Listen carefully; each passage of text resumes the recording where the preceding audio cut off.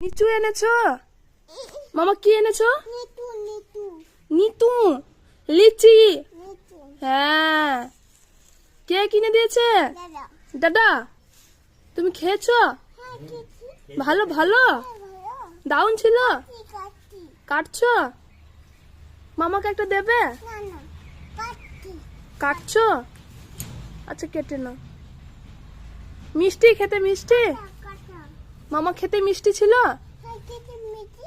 খেতে মিষ্টি দোকান দিয়েছো? কে এনে দিয়েছে? দাদা এনে দিয়েছে। বাবাই,